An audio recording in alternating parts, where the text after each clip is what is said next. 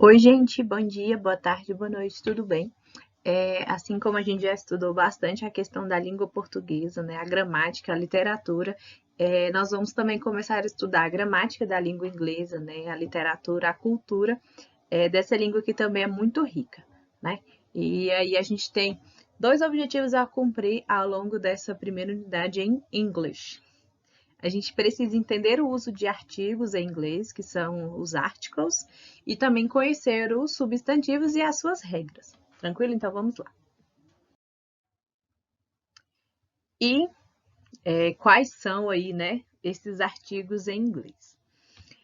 Nós temos o artigo definido, né, que a gente tem a divisão de artigos definidos e os indefinidos. O artigo definido, em português, vai ser o a, o, as ou os, né?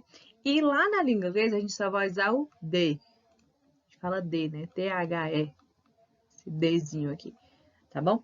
E quando a gente pode usar esse de, né? É bom que o português, ele é uma língua tão grande que a gente tem que ter tantas palavras para expressar as coisas e, por exemplo, no inglês a gente suprime 4 artigos da língua portuguesa em um apenas, né? Então, por exemplo, o de, a gente vai usar antes de nomes próprios no plural, em alguns países, né, para alguns países, e substantivos tomados em sentidos restritos. Então, se uma coisa definida é sempre uma coisa precisa. Então, por isso que a gente vai usar essa questão do de. E quando a gente não vai usar o de? Antes de nomes próprios, né? Pronomes possessivos e substantivos tomados em sentido genérico. Então, o de a gente vai usar com nomes próprios no plural e a gente não vai usar com nomes próprios, né? Por exemplo, em nomes próprios simples, né? Que a gente pode chamar assim no singular. Tranquilo? E também existem os artigos indefinidos na língua inglesa. Na língua portuguesa, a gente tem o uma, uns e umas. E aí, na língua inglesa, a gente vai ter o a e o am. O am, né, é usado antes de vogal e com o H mudo, né? E o a, ele é usado antes de consoantes e com o U, com o som de IU, né? Os substantivos, né? Assim como na língua portuguesa, os substantivos eles são usados para nomear pessoas, lugares, coisas, né? Ideias abstratas. E no inglês, a gente vai ter algumas classificações desses substantivos. Os substantivos próprios a gente vai chamar de proper nouns, né? Que são aqueles que representam o nome de uma determinada pessoa, lugar ou coisa, né? Ou seja, ele tem o mesmo conceito do que na língua portuguesa, tá bom? E esses substantivos próprios é o oposto daqueles substantivos comuns. Substantivos comuns, como nouns, né, são aqueles que fazem referência a uma pessoa, lugar ou coisa de forma geral, da mesma forma, né, que na língua portuguesa, beleza? E eles devem ser escritos com letra inicial minúscula, a não ser que eles estejam iniciando, né, alguma frase. Nós temos também os substantivos concretos, concrete nouns, né, que são aqueles que designam algo ou alguém que você pode perceber através dos sentidos físicos, sejam eles tato, visão, paladar, audição e cheiro. São opostos aos substantivos abstratos. E nós temos também os abstract nouns, né, que são aqueles que designam algo que você não pode perceber através dos sentidos físicos, né? Ou seja, na questão do tato, visão, paladar, audição e cheiro. Então, o concreto a gente pode tocar, né, se a gente for pensar assim como na língua portuguesa, e os abstratos a gente não consegue nem tocar e nem, às vezes, pode imaginar como é que é aquele substantivo. Nós temos também os substantivos contáveis. A gente vai ver muito essa questão dos contables e uncontables, né? Ou seja, são os contáveis, contables, e os incontáveis, uncontables, né? Então, a gente vai ver muito, quando a gente estuda a gramática da língua inglesa, a gente vê muito os contables e os uncontables, beleza? E os contáveis, né? Esses countable nouns, são aqueles que designam algo que você pode contar, né? Ou seja, a gente pode, por exemplo, eu tenho aqui 3 lápis, né? Então, 3 pencils. Então, assim, a gente consegue contar, né? Esses são os contables. Os uncontables a gente não vai conseguir contar, beleza? E normalmente nesses Countables, eles têm, né, uma forma singular e plural. E nos uncountables, ou seja, os incontáveis, eles não vão ter uma forma no plural e sempre vão acompanhados por verbos no singular, beleza? Temos também os coletivos, que são os collective nouns. São aqueles que designam um grande grupo de coisas, animais ou pessoas, dando ideia de grupo. Então, tem o mesmo conceito que na língua portuguesa. E, uma atenção, gente. Um substantivo pode ser classificado em mais de uma categoria.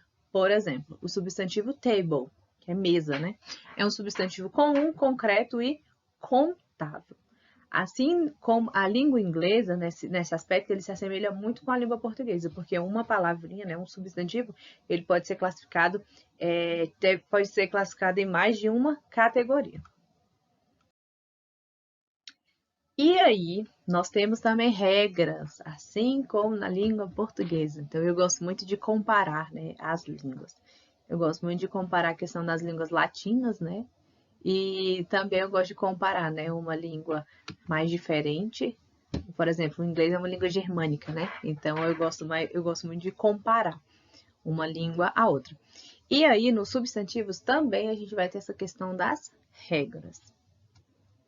Por exemplo, a regra geral para a formação do plural é acrescentar o S ao singular. Book, books.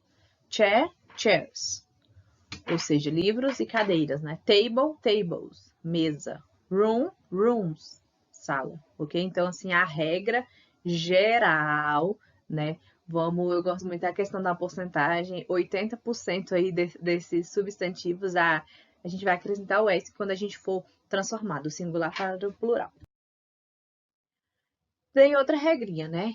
Vamos pensar nos outros 20% das outras regras. Os substantivos terminados em O, CH, SH, SS, X e Z formam o plural acrescentando o sufixo "es", ou seja, quando a gente terminar essas palavrinhas em O, CH, SH, SS, X e Z, a gente vai acrescentar o ES.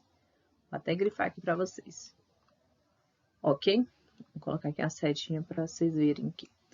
Por exemplo, hero, heroes, tomato, tomatoes, church, churches, watch, watches, dentre outros, né? Glass, glass, box, box, dentre outras palavrinhas aí. Na regra 3, temos os substantivos terminados em O, precedido de consoante, ou seja, a gente tem uma consoante antes desse Ozinho, né? A gente vai formar o plural com ES, né? Ou seja, mango, mangoes, né? Hero, heroes. 4. Os substantivos terminados em Y, precedidos de consoantes, fazem plural mudando o Y por IES. Então, a gente vai tirar esse Y aí e vai acrescentar o IES. Story, stories. City, cities. Cry, cries, né? Fly, flies. Lady, ladies. Sim, quinta regra, né? Seguem a regra geral os substantivos terminados em Y, precedidos de vogal. Ou seja, quando eles são terminados em Y e precedidos de consoantes, a gente vai tirar o Y e vai acrescentar o IES. Quando eles são quando as palavras terminam em Y, precedidos de vogal, a gente não vai retirar, né? E vai acrescentar o S. Tranquilo? Então, vai ficar a regra geral. 6. Os substantivos terminados em F ou IFE, né? Formam o plural trocando o F ou FE por VES. Loaf, loaves, né? Knives, knives, né? Half, halves. Life, lives. Infelizmente. Alguns substantivos, né? Eles não têm singular, ou seja, eles só vão ter plurais, né? Só vão ter a forma no plural. E os verbos usados com substantivos abaixo também vão para o plural, né? Então, arms, drawers, thanks, clothes, trousers, goods, scissors. Então, assim, tem muitas, né? Algumas palavras, assim como na língua portuguesa também, a gente só vai para o plural. Alguns substantivos são contrários, né? A gente só vai usar no singular. Iron, bread, game, beef, hair, silver, darkness. Então, pessoal, a gente já aprendeu os articles, né?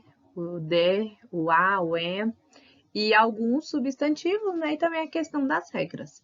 Como eu sempre falo para vocês, é importante que a gente anote as nossas dúvidas, né? Anote sempre aquilo que está sendo ministrado nas aulas e também que vocês leiam as apostilas de vocês, tá bom? Espero vocês na próxima unidade e bons estudos!